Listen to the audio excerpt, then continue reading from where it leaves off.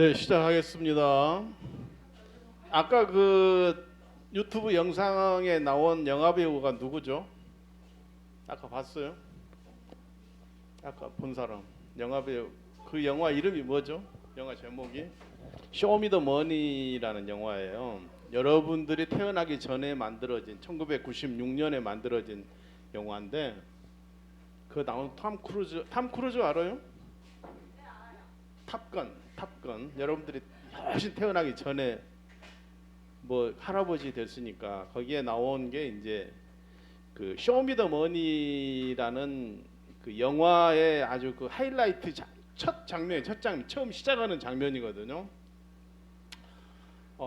그게 뭐냐면 거기 탐 크루즈 영화 이름이 제리 맥과이어라는 이름이에요. 제리 맥과이어인데 그 탐 크루즈가 이제 그 회사에서 잘리고 매니지먼트 회사에서 잘리고 이제 새로 뭐 스포츠 선수를 하나 자기가 해서 독립해야 되겠다. 이제 그런 과정에서 그 미식 축구 선수한테 전화를 하니까 그 친구가 막 속된 말로 좀 발광을 하면서 쇼미더머니가 무슨 말이에요? 돈 벌게 해줘 그 말이에요. 네. 큰 돈 좀 벌게 해줘 이제 그 말인데 탐 크루즈가 맛이 가가지고 멘탈이 붕괴돼서 자기도 막 쇼미더머니 같이 하고 있는데 오늘 왜 그 영화를 보여줬냐면은 이 시간에 할 게 바로 그거예요. 이제 뭐 제목은 전시회 부스 운영이라고 했는데 우리가 전시회를 어떻게 하고 참가하고 하는지를 지난 시간에 공부를 했고, 근데 이제 전시회에 대한 얘기라기보다는 그 전시회에서 만난 바이어들을 어떻게 상대하고 또 어떻게 그 사람들을 분류하고 또 그 사람들을 어떻게 꼬드겨서 우리 물건을 사게 할 거냐, 비즈니스 파트너로 만들 거냐 하는 이야기를 이번 시간에 하려고 하는 것입니다. 그래서 관련해서 엊그저께 그 굉장히 뉴스가 뭐였죠?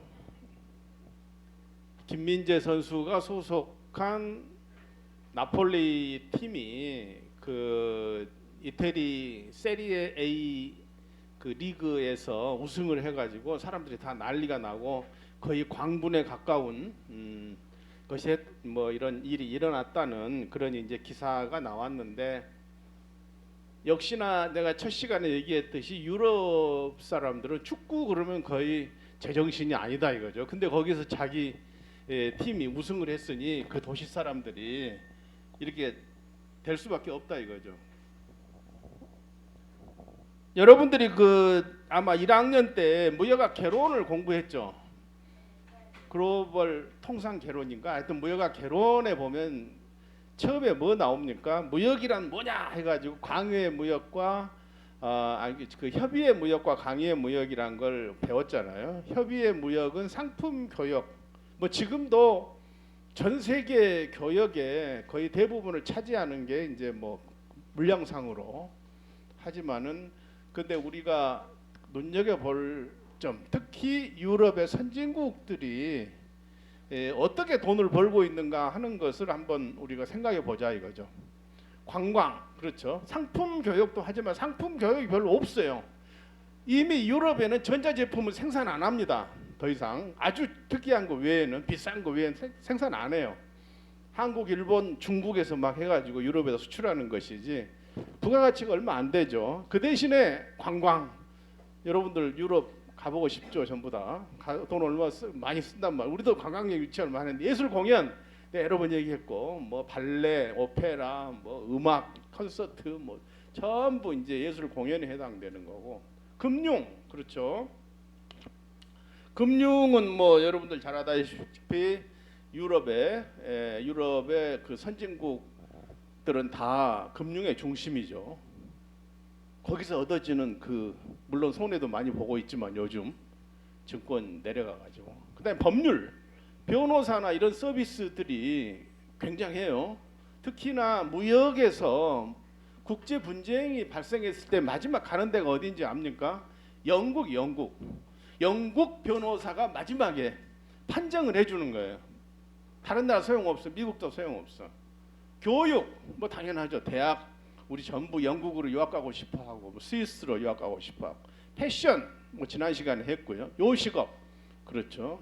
프랑스 파리나 이태리나 뭐 이런 데는 엄청나게 식당 같은 게 대단하죠. 유통 물류 말할 거 없고요. 통신 그리고 우리가 지금 배우고 있는 전시회 플러스 스포츠가 있어요. 스포츠 축구도 결국 스포츠 아닙니까? 김민재 이정료 한번 보니까 엄청나. 이게 뭐 2019년에 전북에서 북경 갈 때 74억밖에 안 됐대 이정료가. 근데 이번에 한 1,000억 해서 맨체스터 유나이티드로 가느냐 뭐 하느냐 뭐 그런 얘기 나와. 1,000억 어마어마하잖아. 이게 지금 불과 한 4년 만에 몸값이 한 10배 이상 뛰었다 이거죠. 그러면 생각해 보세요. 김민재를 만약에 메뉴가 스카우트에 갔다라고 했을 때 생각해 보세요. 이정료 1,000억에다가 그리고 매주 지금 손흥민이가 일주일에 얼마씩 버는 줄 알아요? 손흥민이 얼마 벌어요? 3억에 3억 주급이 1년에 연봉이 165억. 그러면은 이 사람 데려다 1년 1,000억 주고 이적하고 또 1년에 165억 주고 해야 되는데 그만큼 돈을 벌지 못하면 무슨 수로 이 사람을 데려가겠어요? 그만큼 장사가 된다는 얘기 아니겠어요? 그러니까 생각해 보세요. 여기가 무슨 물건을 만드는 것도 아니고 아무것도 아닌데 엄청난 돈을 벌고 있는 그만큼 장사가 된다 이거죠. 그러니까 유럽에서는 이 스포츠 마케팅이라는 게 엄청난 그런 이제 그 국가의 부를 창출하고 있다고 볼 수가 있죠. 어떤 사람들은 그래. 네덜란드 최고의 수출품은 축구다. 뭐 그래. 히딩크가 우리나라 와가지고 뭐 박지성, 이영표를 발굴해가지고 아인트호반에 이적시켰잖아요. 그래서 거기서 몸집을 더 키워서 이제 뭐 더 큰 이제 뭐 박지성이 맨유로 가게 됐는데 그때 결국 그 돈을 받았을 거 아니에요. 아인트호벤이. 그렇죠? 엄청난 돈을 받은 거예요. 자, 지금 아까 봤던 영상에서 이게 탐 크루즈 저건데 탐 크루즈가 여기서 나온 게 뭐예요? 매니저죠, 매니저. 그러니까 스포츠 선수의 뒤에서 요즘 뭐 아마 손흥민 매니저는 자기 아버지라고 하는데 요즘 뭐 골프 선수들 매니저도 가족들이 많이 하죠. 남편도 하고. 근데 이 스포츠 스타들의 뒤에는 반드시 매니저가 있고 매니저가 하는 일이 뭐예요? 협상을 하지. 이게 그 나폴리에서 맨유로 만약에 김민재가 이적을 한다고 하면 거기서 계약을 체결할 거 아닙니까? 그럼 계약을 체결하려면 그것을 뭐 김민재가 뭐 서류 들고 다니면 하는 게 아니란 말이에요. 김민재 뭐 자기 동생이나 누가 아니면 뭐 친구나 누가 매니저가 있어요. 그럼 그 사람이 그 계약서를 들고 다니면서 그쪽 상대편에 또 뭐 있겠죠. 뭐 맨유에 누가 하냐면은 다 변호사들이 합니다. 그 영국에서는 미국도 마찬가지고. 왜냐하면 그게 굉장히 큰 딜이기 때문에. 그리고 영국에서는 집을 살려면 우리 누가 해요? 복덕방에 가서 아저씨한테 해가지고 뭐 등기 한다 그러면 누가 해줍니까? 저기가 해주죠. 법무사 아저씨가 하는데 그게 아니고 영국에서는 법무사를 포함해서 변호사라고 해요. 아토니라고 그래요. 로이어라고 그래요. 그 사람들이 다 해. 그러니까는 계약서 작성에 할 때 이 1,000억이나 되는 돈이 왔다 갔다 하는데 계약이 잘못 상반간에 계약이 제대로 태일돼야지 뭐 곤란하다 이거죠. 그 계약서를 누가 봐주느냐? 누군가 아마 김민재나 손흥민이 뒤에서 봐주는 변호사가 있을 거예요. 그러니까 내가 무슨 얘기를 하려고 하냐면 여러분들이 바이어를 만나가지고 좋은 딜을 만들어내고 그 사람을 계속적으로 이렇게 관리해 나가려면은 그 사람과 첫 번째는 그 사람이 진짜인지 아닌지 이렇게 진짜 진성 바이어라는 말을 많이 써요. 무업계에서는 진성 바이어인지 아닌지 알아내야 되고 그리고 그 사람이 진성 바이어면 그 사람이 니즈를 잘 파악을 해가지고 그 사람의 가려운 데를 긁어줘서 좋은 협상의 파트너로 돼가지고 계속 우리 물건을 사가게 해야 된다 이거죠. 그러니 그게 협상의 딜이고 여러분도 아마 협상론도 뭐 4학년 때 뭐 배울 수도 있죠. 그래서 이러한 큰 비즈니스가 이루어지고 또 유럽 같은 스포츠 마케팅에서는 그런 딜 내지는 협상이 너무나 중요하다고 하다고 할 수가 있는 거죠. 그럼 누가 이런 매니저하고 누가 하느냐? 여러분들이 해야 되는 거예요. 왜? 그것도 무역이니까. 이것도 무역이란 말이에요. 이게 돈이 왔다 갔다 뭐 상품이 없는 것일 뿐이지 서비스 산업의 일환이기 때문에 여러분들이 이걸 그래서 여러분들이 나중에 졸업하고 뭐 무역회사에 실제 갈 수도 있지만은 서비스 업종에 갈 수도 있어요. 여러분 이런 스포츠 마케팅 회사에 가서 여러분들 나중에 모르죠. 손흥민 같은 유명한 선수의 여러분들이 매니저가 돼서 뭐 협상에 이렇게 파트너가 될 수도 있지 말하는 법이 없다 이거죠. 그래서 이런 얘기를 하는 겁니다. 자 그러면 이런 이제 뭐 좀 다시 무역으로 되돌아와 가지고 그 무역 상담을 하는 그런 이제 유형이나 어떤 모양새 이런 걸 교수가 한번 모아본 거예요. 이게 이 그림은 가운데 있는 그림은 이제 지페어라는 뭐 경기도에서 하는 그런 전시회. 이제 여기는 이런 현장에서 이렇게 상담이 이루어질 수도 있는 거고 그러니까 바이어를 만나는 장소에 대한 얘기입니다. 또 어떻게 만나느냐.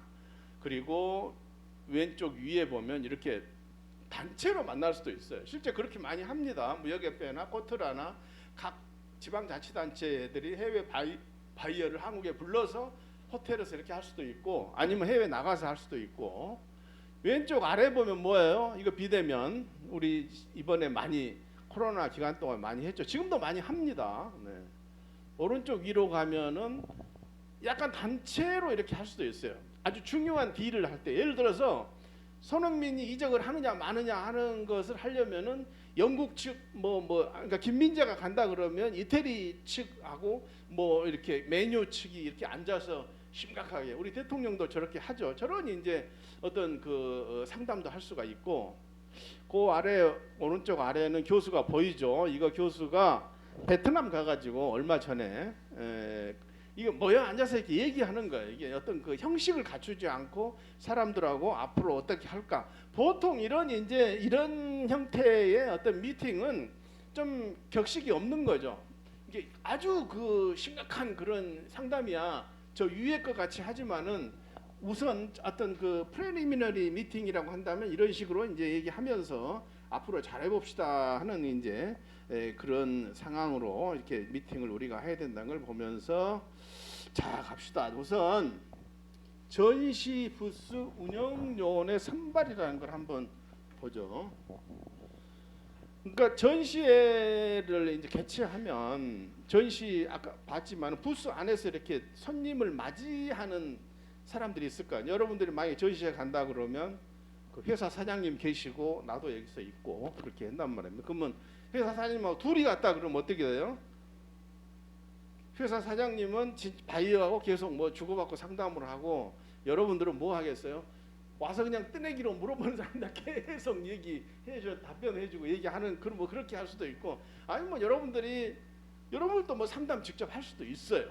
그런데 생각해 보세요. 삼성전자가 뭐 어떤 나라에 가가지고 부스를 크게 만들어 가지고 만약에 거기서 전시한다 그러면은 사람들이 엄청나게 올 거 아닙니까? 그러면 삼성전자 그 해외 뭐 전시회 담당자 혼자서 할 수가 없잖아요. 그 사람은 행정 업무를 하는 거지 바이어들을 맞이할 수가 없어요.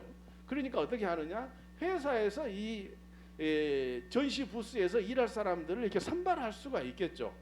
그래가지고 그 사람들을 교육시켜가지고 손님들을 맞이하게 그렇게 한단 말입니다. 자 그러면 중소기업이야 사실 뭐 선발할 직원도 없죠. 수출 담당 직원 한두 명하고 뭐 사장님하고 부사장님하고 이 정도밖에 없으니까. 그러니까 보통 그럴 때는 사장님하고 직원이 같이 가서 현장에 직접 이렇게 하는 거죠. 그러면 상담요원이 뭘 알아야 되겠어요? 자, 이 회사 제품이나 서비스가 뭔지에 대해서 그걸 모르면 안 되죠. 그런데 왜 교육이 필요하냐면 다른 부서에서 근무하던 사람이 와가지고 그때 일시적으로 며칠간만 할 수가 있단 말이에요. 그럼 이제 교육을 시켜야 되는데 가기 전에 출장 가기 전에 누가 시킵니까? 여러분들이 시켜야 되는 거예요. 무역 담당 직원이. 왜냐하면 그 사람들은 무역학 전공자가 아닐 가능성이 굉장히 높거든요. 뭐 엔지니어 아니 뭐 기계공학 뭐 무슨 전자공학 전공자들이 무역을 배운 적이 없으니까 여러분들이 무역이란 무엇이고 어떻게 그 사람들 말을 듣고 그 사람들이 뭐라고 하면 이렇게 답변해라라고 여러분들이 가르쳐 줘야 된다는 얘기죠. 네. 거기에 보면 이런 말이 있죠. 건강하고 활기가 넘쳐야 된다. 이게 무슨 말이냐면 이거 구글에 이제 구글에 쳐보면 나와요. 뭐 전시회 하면 이 여자가 누군지 모르겠는데 중소기업에 뭐 아마 뭐 화장품이 아니 저거 같다. 이제 핸드폰 커버하는 그런 것 같은데 액세서리 딱 이건 뭐 걷어붙이고 아주 씩씩하고 당당하게 지금 손님들 맞이하고 있잖아요. 지난번 얘기했지만 전시회 한 3일 내지 한 5일 하지 않습니까? 길게 하면 한 일주일까지 해요. 그럼 아침에 일찍 일어나가지고 하루 종일 서 있고 하루에 수백 명 하고 나면 나중에 오후에는 지쳐가지고 말도 안 나와. 그래서 건강하고 활기가 넘쳐야 된다. 그 말을 조석하게 써놨습니다. 교육을 그러면 왜 시키는가 하는 게 굉장히 중요해요. 그런 이제 그건 리즈 퀄리파이드 리즈란 말이죠. 그러니까는 수많은 사람들이 오는데 그 중에서 우리 제품에 정말 관심 있고 살만한 사람인지 그걸 알아내는 게 굉장히 중요해요. 어떻게 하느냐. 여러분들 이런 얘기 들었어요? 그 식당 주인 아저씨가 식당의 주인 아저씨가 있어요. 주인 아저씨는 이렇게 식당 앞에 지나가는 사람 입만 보면 그 사람 밥 먹었는지 안 먹었는지 안 돼. 오래 수년간 하면. 그리고 자기 집에 들어오는 사람 이게 딱 표정만 봐도 아, 이 사람은 된장찌개 먹을 사람, 이 사람은 막 갈비탕 먹을 사람 다 안다는 거예요. 마찬가지로 전시장에 그 많은 사람들 중에 어떻게 누가 진짜인지 알아내기가 참 어렵죠. 그런 그 에피소드들 많아요. 교수가 아는 어떤 분한테 제가 들은 얘기는 내가 직접 들은 얘기는 아니고 들은 얘기인데 자기 친구가 그 일식당을 했어. 일식당 해가지고 자리가 좋아서 굉장히 돈을 많이 벌었어. 근데 이 사람은 워낙 손님들이 많이 오니까 자동차 살 시간이 없어. 그래서 어느 날 그 사람이 잠깐 시간을 내 가지고 거의 슬리퍼 신고 현대차 그 딜러숍에 갔어요. 그래가지고 갔는데 뭐 쳐다보지도 않더라. 자기는 지금 같으면 저 뭐 제니시스 한 대 사러 갔는데 뭐 하루매 가지고 이 사람 뭐 일하다 와가지고 뭐 물어봐도 말이지 거기 장사가 되겠어요. 그러니까 그 딜러샵에 자동차 딜러샵에 이 사람들이 사람을 몰라본 거지. 참 어려운 일이에요. 사람들 외모만 보고 그 사람이 진짜인지 판단하기 굉장히 어렵죠. 그래서 일단은 말을 공손하게 하고 말을 붙여봐 가지고 실제로 그 사람이 어느 정도로 어떤 우리 물건을 살 의향이 있는지 그걸 알아내는 게 굉장히 중요하다는 거죠. 네. 근데 또 어떤 사람 어떤 뒤에서도 보겠지만 굉장히 뭐 말도 잘하고 그런 바이어들이 있어요. 달콤하게 우리가 처음에는 한 100피스 사고 그리고 분기별로 한 컨테이너 하나씩 뭐 주문할 수도 그러면 처음 본 사람 들으면 어때요? 이건 진짜 진성 바이어다 하는데 가짜일 수도 있다 이거. 요즘 뭐 가짜 뉴스에 대한 얘기가 많은데 가짜 바이어도 많으니까. 근데 그것을 여러분들 같이 무역학을 전문적으로 전공한 사람은 그 사람이 하는 얘기들이 진짜인지 가짜인지 정말 가능성이 있는지를 판별해내는 게 대단히 중요한 일이죠. 쓸데없이 시간 낭비하면 안 되니까. 네. 그래서 이런 전시 부스에서 상담을 할 사람들은 우선은 뭐 자기 제품에 대해서 알아야 되겠고요. 그리고 여러분들이 귀가 아프게 들은 가격 조건, 이제 뭐 운송은 어떻게 하고 뭐 LC로 할 거냐, TT로 할 거냐, 뭐 유산스로 할 거냐, 뭐 할 거냐 그런 것도 알아야 되고 우리 회사께 왜 좋은지 이런 것도 설명을 해야 될 거 아니에요. 어느 정도 영어를 상당히 잘하지 않으면 사람들한테 물론 영어를 완벽하게 할 필요는 없어요. 그 사람들도 잘 모르니까 뭐 미국이나 영국 사람 빼고야 뭐 다 나하고 마찬가지예요. 그러니까 아주 뭐 유창할 필요는 없지만 그래도 이러한 내용들을 어느 정도 조목조목 설명할 수 있는 그런 능력이 있어야 된다 이거죠. 지금 그 옆에 한번 보세요. 보통 중소기업들이 이 3x3으로 이렇게 그 전시회를 가지 않습니까? 이렇게 3m 곱하기 3m 나가면 보통 이 앞에 데스크가 하나 있어요. 이렇게 데스크가 있었고 여기다 뭘 올려놓습니다. 이렇게. 그리고 이 옆에 가면 동그란 이제 그 라운드 테이블이 하나 있고 의자가 뭐 한 2개, 3개 이렇게 놓여 있어요. 그러면 한 사람은 여기서 지나가는 수많은 사람들을 이렇게 접견하면서 설명을 해줘야 되는 거고 이 중에서 아 이건 진짜 같다 그러면 들어오세요 해가지고 여기 앉아서 여기서 상담을 하게 된다. 지금 그 내용입니다. 그러니까는 왼쪽에 있는 그 여자분은 사람들한테 막 입이 아프게 막 설명해 주는 거고 오른쪽에 앉아 있는 분은 실제로 무역 상담을 하시는 분이에요. 그런데 지나가는 사람들을 이렇게 골라서 어떤 사람이 진짜인지 바이어인지 이게 알아내는 것도 중요하지만은 거기 앉아서 이렇게 얘기를 처음 명함 주고받고 뭐 이렇게 얘기하죠. 그때도 굉장히 중요하죠. 진짜 그 얘기를 해보면 진짜인지 가짜인지 알 수가 있어야 되는데 쓸데없이 시간 낭비만 해버리면 안 된다 이거죠. 그런데 이제 그런 것들은 여러분들이 무역회사에 가서 전시에 여러 번 가보면 이제 또 체험적으로 그렇게 알 수도 있는 내용들이죠. 일반적으로 이렇다는 것이고요. 자, 전시 부스 요원의 자세 이게 뭐냐면 요거는 이제 어느 그 교재에 나온 내용을 교수가 좀 추가해서 만든 겁니다.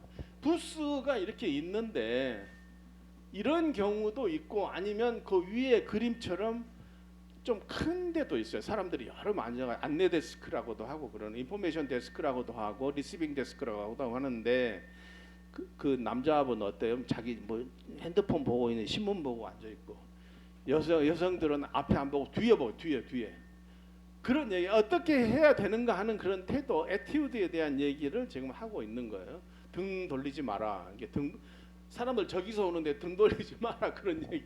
물론 여기 나온 얘기들이 너무 좀 엄격한 얘기도 있어요. 뭐 앉아 있지 마라. 이거 하루 종일 어떻게 앉아 있지?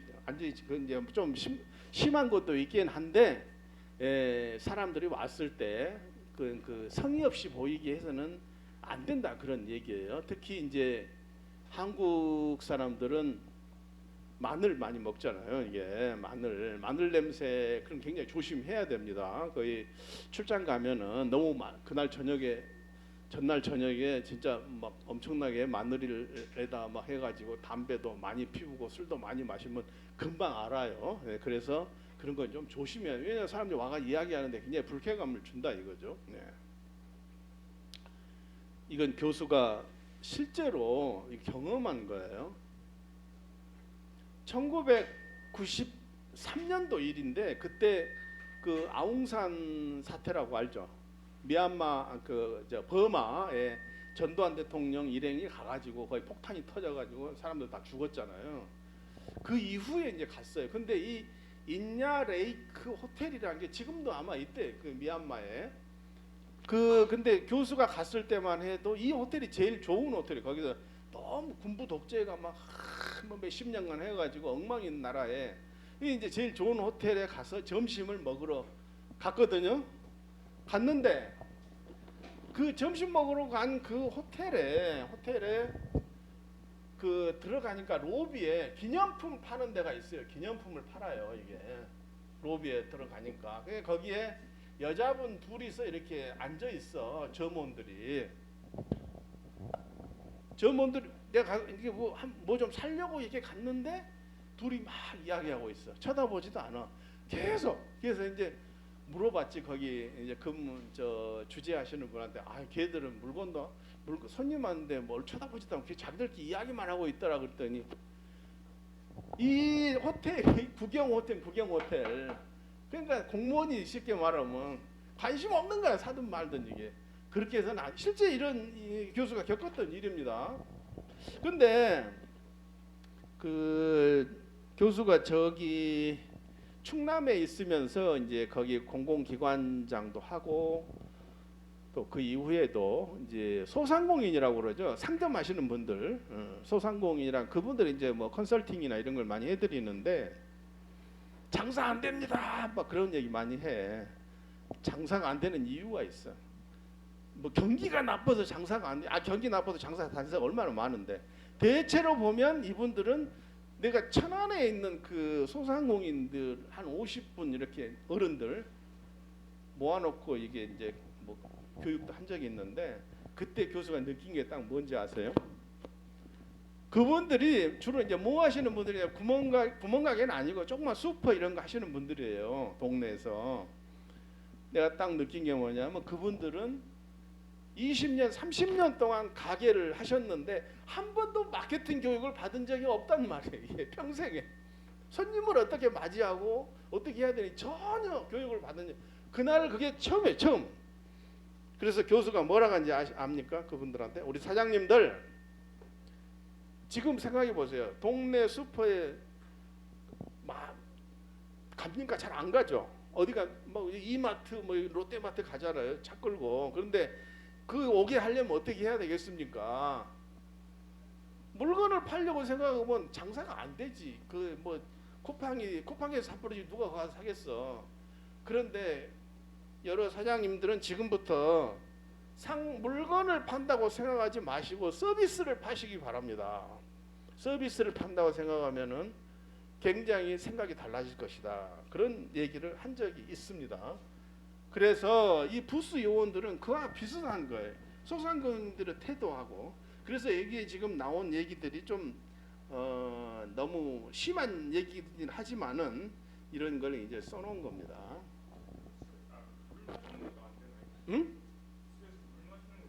이게 이제 이거 원칙을 얘기한 거고, 목마르면 물 마셔야지. 근데 특히 이제 도시락 많이 먹어. 도시락.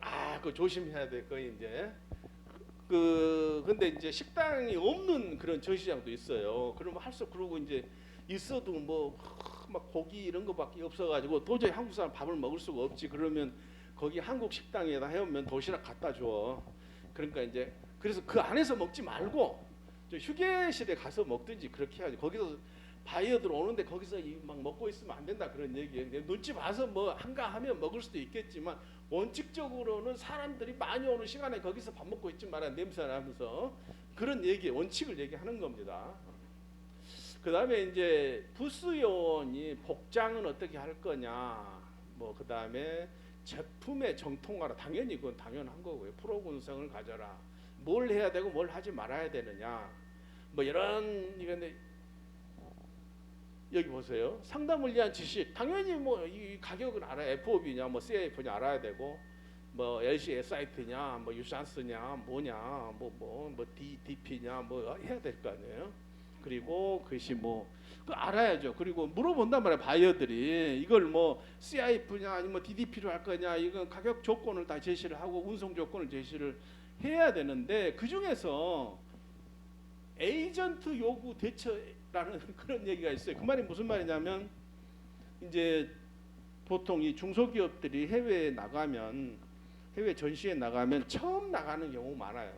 중소기업들은 처음 나가면 이제 바이어가 아직 없는데 어떤 사람이 와가지고 제가 에이전트 하면 안 될까요? 그러면 기분 좋지. 해야 되겠다. 그런데 문제는 그런 경우에는 뭐라고 하냐면은 나한테만 소울 에이전트십을 주세요라고 이렇게 얘기할 수 있어요. 왜냐하면 다른 사람은 여러 사람 팔아버리면 자기 장사가 안 되니까.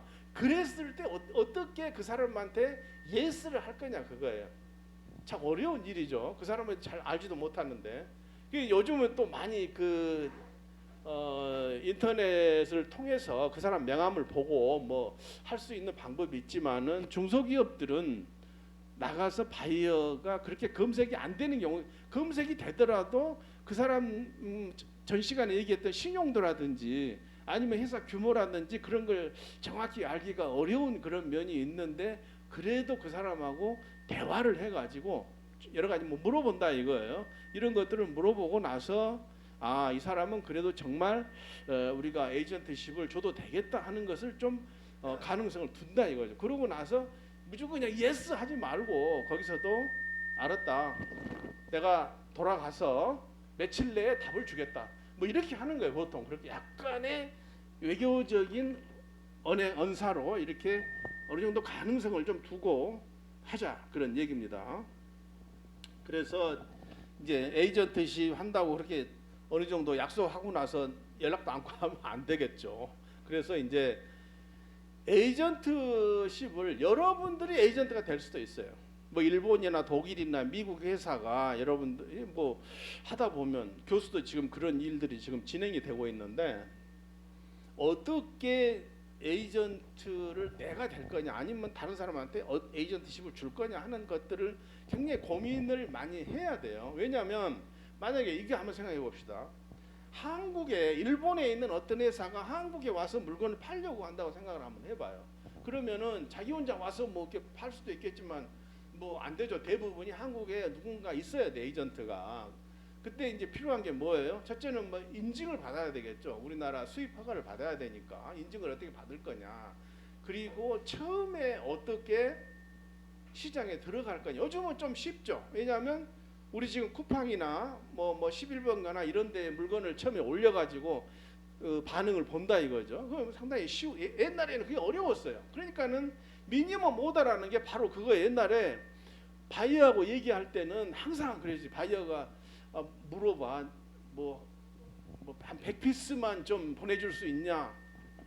근데 내가 그것을 수용할 거냐 말 거냐 상당히 고민이 많이 되는 거죠. 100피스 그거 보내봐야 돈도 안 되는 거니까. 아니면 최소 1000피스를 주문해야 되는데 이제 그래서 최소 주문량이라는 것이 항상 있었던 거예요. 미니멈 오더 퀀티티가 MOQ가. 그런데 지금은 이제 그렇게 하지 않아도 돼요. 온라인에서 팔면 되니까. 그래서 조금 비싼 가격에 처음에는 팔다가 그런 것들을 생각해가지고 바이어가 어떻게 내 물건을 취급해 줄 건지 그런 걸 좀 검토를 해야 된다 그런 얘기입니다. 네, 그래서 여기 뭐 장황하게 지금 써져 있는데 이건 여러분들 넘어가고요. 이제 좀 애절에 대한 얘기 좀 하죠. 아이스 브레이크가 뭐냐면 처음 만났을 때 사람 이렇게 만났을 때 어떻게 할 거냐. 처음 만났을 때 사람 이거 처음 만나 어떻게 해야 돼요? 뭘 봐야 돼요? 상대방 눈을 보라요. 눈을. 트럼프 대통령하고 우리 문재인 대통령 눈을 보죠. 서로 눈을 보고 있단 말이죠. 이게 중요. 근데 의외로 여러분들 이게 아무것도 아닌 것 같은데 내 동생 얘기할까요? 내 동생이 증권회사에 있어요. 오랫동안 거의 뭐 지금 40 몇 년간 증권회사의 베테랑인데 이 친구 보니까 언제 한 20년인가 25년 지나서 내가 한번 이렇게 보니까는 나하고 얘기하는데 자꾸 옆에를 보고 있는 거야 이게. 그래서 너 왜 자꾸 옆에 보냐 그랬더니 자기도 깜짝 놀래. 아, 형 그랬어요 그래. 자, 증권회사 지금 금융기관이라는 게 뭐예요? 아까 이게 서비스 기관이죠. 서비스란 건 다른 사람 돈을 어떻게 이게 특히 금융기관은 다른 사람 주머니에 있는 돈을 내가 잘 굴려가지고 해드릴게 이렇게 신뢰를 줘야 되는데 이야기하다 딴 옆에 보면 되겠어요 이게. 그 사람 얼굴 여기를 볼 필요는 없지만 보통 눈 있는데 목 있는데 이런 정도를 약간 내려서 이렇게 봐야 되는 거예요. 그런데 그런 게 훈련이 안 되면은 그렇다 이거죠. 자, 한번 보세요. 우리 이명박 대통령한테 어떤 사람 완전히 막 황송해가지고 이렇게 이제 지금은 이런 거 별로 없어요. 그 아래 또 문재인 대통령 같이 막 90도로 인사하고. 강경화 장관은 어떻게 했어요? 아베 총리를 만났을 때 약간 이번에 여러분들 봤습니까? 그 기시다 총리 왔을 때 일본 사람들이나 한국 분들이 어떻게 하는지. 이제 일본이나 한국 사람들은 이게 허리를 숙여서 인사한다는 걸 서로 알고 있어요. 그렇기 때문에 우리 강경화 전 외무부 장관은 아베 만났을 때 약간 이렇게 좀 예를 표해 주잖아요. 보통 그 정도 하면 돼요. 이렇게 할 필요가 없단 말이에요. 그렇게 안 해. 그리고 악수도 딱 서서 이렇게 하는 거죠. 서양 사람들은 근데 약간의 뭐 이렇게 해주는 것은 일본이나 한국 사람이 알고 있어. 서양 사람들이 그렇게 한다는 거. 뭐 자기가 무슨 뭐 이게 꿀려서 한다는 거 아니라 알고 있는데 또 뭐 이제 우리 한국이나 일본식 동양식으로 약간 이렇게 좀 고개 좀 숙이면서 하는 것도 괜찮아요. 그런다고 해서 뭐 서서히도 상관없다 이거죠. 그런 걸 우리가 애절을 알고 있어야 돼요. 여러분들이 나중에 바이어 만날 때 이걸 항상 기억을 해주기 바랍니다. 미소 또 지어야 되고요. 네.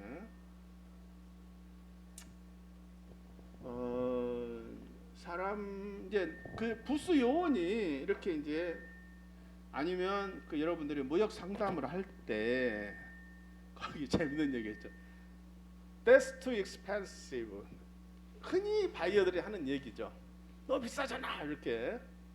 그때 이제 어떻게 할 거냐 그런 얘기인데 사실 이제 여기 나온 얘기는 뭐 그냥 예를 들어 놓은 거고요. 예, 비싸다고 했을 때 그 상황이 다 틀리죠. 회사의 물건이 정말 비싼 것일 수도 있고 아니면 싼데 좀 뭐 예를 들어 100원짜리 100달러에 개당 100달러에 팔아도 되는데 일단 한 200달러 불러놓고 있을 수도 있고 실제로 그 물건이 정말 비싼 물건일 수도 있고 여러 가지 뭐 상황은 다르겠지만은 그 사람들한테 너 안 돼, 너 이렇게 해버릴 게 아니라 뭐 좀 이렇게 그 사람한테 좀 뭐 이번에는 좀 전시에 나 특별히 좀 10% 깎아주겠다 뭐 이렇게 한다든지 아니면은 뭐 요건 좀 비싼 거네, 좀 싼 거 있어, 이걸 한번 해볼래? 뭐 이렇게 할 수도 있는 거고 아니면 그래 그럼 뭐 한 번에 돈 내기 어려우니까 50달러씩 50달러 이렇게 하자.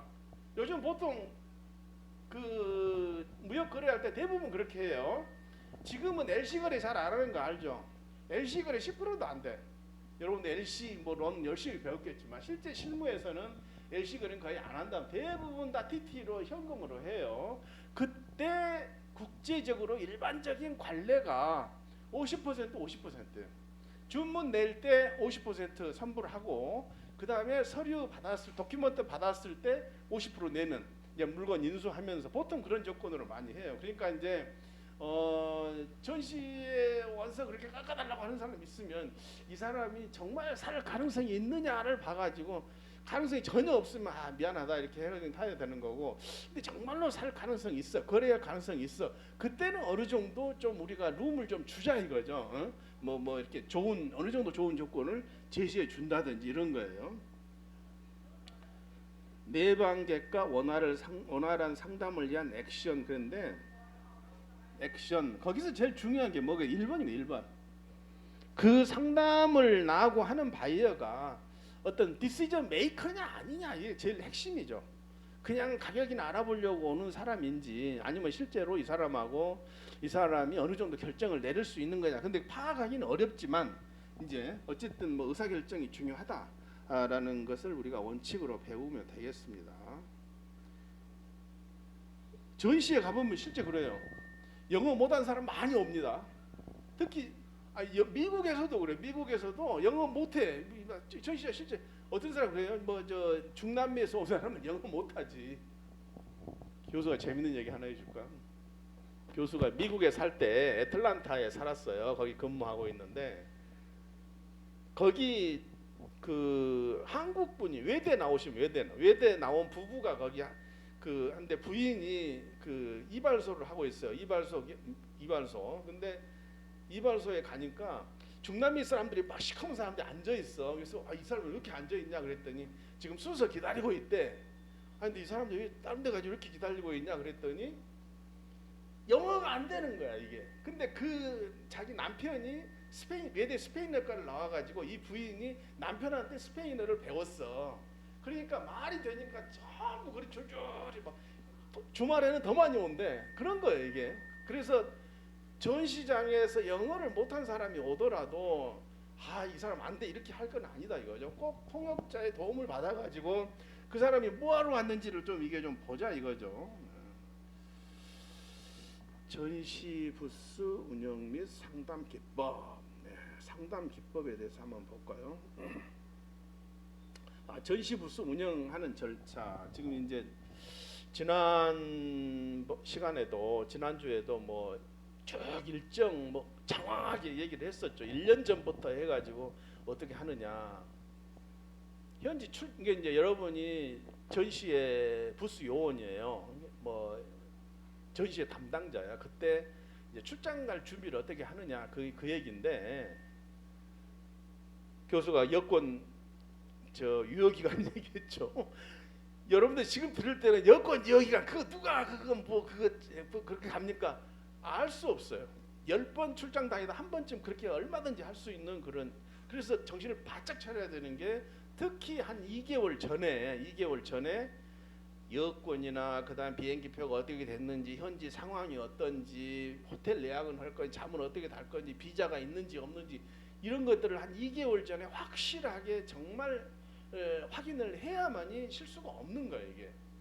아니 저 일주일 전에 가보니까 비자 받아야 된다. 그럼 이게 참 미치는 거지. 사장님한테 혼나지 이제. 가지 보더가도 못하고 그런 경우가 있어요. 그래서 여기 2개월 전을 교수가 특별히 이렇게 청색으로 해놓은 이유가 있습니다. 2개월 전이 가장 중요하다.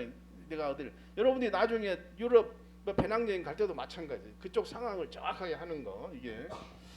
그리고 이제 2개월 전, 1개월 전, 4, 5일 전, 개막 2일 전. 보통 전시회가 오늘이 10일이죠. 5월 10일부터 5월 뭐 13일까지 열린다 그러면 언제? 5월 9일, 5월 8일 날은 현지에 도착해야 된다는 얘기예요. 5월 7일 날 출발해서 한 2일 전에 거기 현지에 도착하고 그 다음에 그 다음 날 이렇게 뭐 하느냐 그 얘기를 지금 여기서 한다는 얘기죠. 도저히 안 될 때는 그 바로 직전 날 갈 수도 있어요. 아침 뭐 새벽 비행기로 갈 수도 있죠. 이제 그 얘기를 했고요. 자, 도착했어 이제. 도착했으면 그러니까 8일 날 도착할 수도 있고 9일 날 도착할 수도 있는데 9일 날은 일반적으로 아니다 이거. 그 전날 아침 힘들어서 어떻게 해? 그러니까 보통 출장 일정을 8일 날 가는 걸로 일정을 잡아요. 그러면 8일 날 도착해 가지고 뭘 할 거냐 하는 그 얘기가 써져 있는 겁니다. 이게 가서 자사 부스 및 전시장 구성 내용을 확인하라. 그렇죠. 자기 부스에 잘 돼 있는지 계약된 대로 돼 있는가 보라 이 말을. 흔히 전시 부스 이렇게 쓰면 이 앞에 이거 뭐가 있어요? 회사 이름이 써져요. 0000 컴퍼니 이렇게 써져 있잖아요. 사이니지가 있는데 이게 틀리는 경우가 있어요. 전시 장치업체한테 분명히 제대로 보내줬는데 스펠링이 틀린다든지 엉뚱하게 막 엉뚱한 글자가 써져 있다든지 이렇게 될 수가 있어요. 그래서 확실하게 보고 만약에 이게 틀렸다고 하면 빨리 조치를 해야 되겠죠. 회사 이름이 틀려버리면 안 되니까 그런 것들을 정확하게 보라 이거죠. 그리고 뭐 부품이 제대로 왔는지 그런 걸 쭉 보고 체크리스트를 가지고 가서 다 체크를 해야 돼. 그리고 이제 중요한 게 뭐예요? 전시품 제대로 왔는지가 중요하잖아요. 전시품이 도착하면 어디에 도착하냐면 전시장이 있으면 그 옆에 일반적으로 그 본디드 웨어하우스가 있어요. 보세 창고가 그 전시장 옆에 있다고. 그래가 자기 전시 물품이 여기 들어와 있어 이게. 그래 가지고 어떻게 하느냐? 그 다음 날, 그 전날 그러니까 5월 8일 날 저녁에 벌써 보세 창고에 있는 전시품을 자기 전시 부스 앞에 갖다 놔요. 그 운송업체 그 안에 있는 운송업체들이. 그러니까 갖다 놓는데 그게 제대로 우리 거 맞는지 이렇게 봐야 된다 이거. 왜냐하면 그 다음 날부터 이걸 디스플레이를 해야 되겠지. 지금 이게 디스플레이 해놓은 거예요. 거기에 이제 아무것도 없겠죠. 근데 거기서 박스에서 우등 박스에서 끄집어 내 가지고 다 진열을 멋지게 해야 되겠죠. 그게 디스플레이를 그 직전 날 보통 하게 됩니다. 5월 9일 날 아침부터. 네, 그래가지고 어떻게 코트라 부스로 만약 단체에 간다 그러면 보통 뭐 합니까? 5월 9일 날 저녁에 그 참가업체 간다며 해가지고 저녁밥을 사주면서 뭐 내일 어떻게 하세요 하는데 전시품이 제대로 안 됐다든지 뭐 그 다음에 아직 이게 장치가 안 끝나면 어떻게 합니까? 저녁도 못 먹고 밤새도록 해야 돼요. 그 다음날 아침까지. 보통 전시장은 아무리 미국이나 유럽 같은 데도 전시장 특히 그 전날을 그 한 2, 3일 전부터는 24시간 조명을 켜놓습니다. 일을 할 수 있도록. 그렇게 하니까 만약에 일이 빨리 안 끝나면 그 다음날 아침에 개막하기 전까지 계속 잠 안 자고 일을 해야 되는 거예요. 그런 식으로 됩니다. 복장을 어떻게 할 거냐 하는 얘기죠. 회사 직원과 다른 회사 직원 차별. 이게 이제 무슨 얘기냐면 전시장에 부스 여러분들 그 코엑스나 킨텍스 가보면 전시장에 가보면 알바생이 있고 그 다음에 진짜 직원이 있어요. 알바생들은 이제 그 뭐 용역회사나 이런 거 통해 가지고 일시적으로 이렇게 하는 사람들이고, 근데 그 사람들은 뭐 이제 설명만 이렇게 해주는 거죠. 그리고 진짜 이제 그 직원 삼성전자면 삼성전자 직원들은 조금 복장을 다르게 해야 돼요. 왜냐하면 이재용 회장이 왔는데 이건 뭐 직원이 누군지 알 수가 없으면 이거 안 되는 거죠. 여기까지 하고 이제 좀 쉬었다 합시다. 교수가 2013년 1월 달에 코엑스에서 박근혜 대통령 당선자 당선인, 이게 대통령이 아니었지 그때, 대통령 당선되고 취업 창업 박람회를 했어요. 근데 대통령 행사를 하려면 정말 한 달, 두 달 전부터 뭐 엄청나게 힘듭니다. 나중에 여러분도 해볼 거예요. 이제 전시에 무역학 전공, 경영학 전공자들은 할 기회가 있어요. 자, 그러면 이제 대통령이 오시면 그 옆에 이제 안내하는 사람이 누구냐면 회사 사장이나 회장님이 모시고 다니면서 이렇게 하는 겁니다. 이렇게. 그때 직원이 누군지 알아야 될까요? 뭐 이게 알바생한테 물어봐가지고 이거 안 되지. 그럼 왜냐하면 시나리오가 다 있는데. 그래서 교수가 어떻게 했느냐? 코트라의 직원 전시의 담당 직원은 옷을 색깔을 다르게 했어요. 그래가지고 내가 사장님 그 빨간 티셔츠 입은 여직원이면 빨간 티셔츠 입은 직원들은 우리 직원이니까 물어보시면 됩니다. 이렇게 하는 거예요. 그러니까 이 의전이나 이런 거 할 때 이 복장을 가지고 한다. 왜냐하면 하도 사람들이 많이 오니까 누가 누군지 모르는 거죠. 누가 누군지. 특히나 미국이나 유럽 같은 데는 사실 그 동양 사람하고 서양 사람들이 확연히 구분이 되니까 괜찮은데, 아시아권에서 하는 일본이나 중국에 가서 하면 누가 누군지 몰라. 다 똑같은 사람들이니까. 그때 이제 이런 그 복장이나 이런 것들을 특별히 해주는 그런 게 굉장히 중요하다는 겁니다. 네. 여기까지만 하고 좀 쉬었다 하죠. 부스 요원의 이거 쉬었다 합시다. 한 5분만 쉬었다 합시다.